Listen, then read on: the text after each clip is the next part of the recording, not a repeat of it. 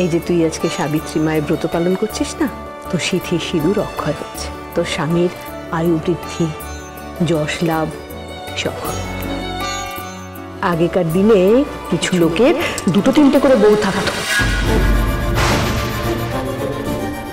সেই সব বউরা মিলে একসাথে সাবিত্রী ব্রত পালন করত।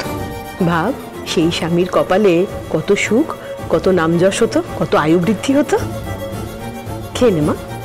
না না, আমি আর খেতে পারবো না। তুই যদি খেতে না পারিস তুই প্লেটেই রেখে দে। হ্যাঁ, দেখি তো আমার এই ফাঁদে পা দেয় কিনা পার্বতী। আমার ফোনটা কোথায় রেখেছি বলো তো? কোথায় রাখলি? আমি একটু দেখে আসছি।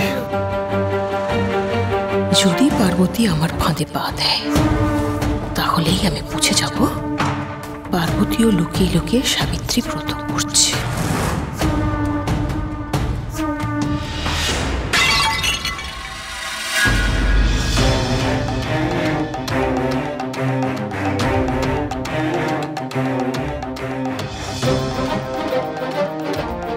ওই আপেলের টুকরোটা তো বোন খেলো না, কিন্তু ওটাই তো শহুরে বাবুর ছোঁয়া আছে, ওটা খেলেই আমার ব্রতর নিয়ম পালন হবে।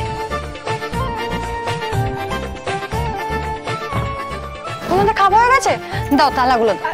আরে না রে বাবা, তোকে কিচ্ছু করতে হবে না, আমরা তো আছি। এ কি, আমি থাকতে তোমরা বাসন ধোবে নাকি? তোমরা আমাকে না পর করে দিচ্ছ আজকাল। আচ্ছা বাবা, আচ্ছা তুই তাহলে এই বাসনগুলো ধুয়ে স্ট্রেট গিয়ে শুয়ে পড়বি, কিন্তু আর কোনো কাজ করবি না, প্রমিস কর। আচ্ছা পরমিজ। চলো চলো চলো চলো।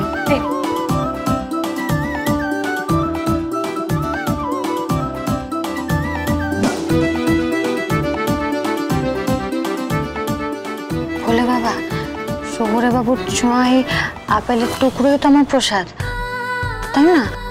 তুমি আমার জন্য দুঃখ পেও না কেমন?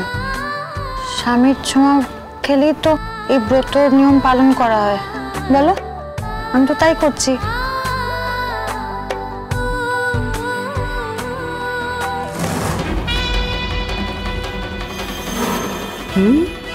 ঠিক আমি যা ভেবেছিলাম ঠিক তাই। তার মানে পার্বতীও সাবিত্রী ব্রত পালন করছে। দাঁড়া রে, আজকেই তোকে আমি এমন ফাঁসাবো যে তুই কেঁদেই কুল পাবি না। সবাই আজ তোর সত্যিটা জানতে পারবে পার্বতী।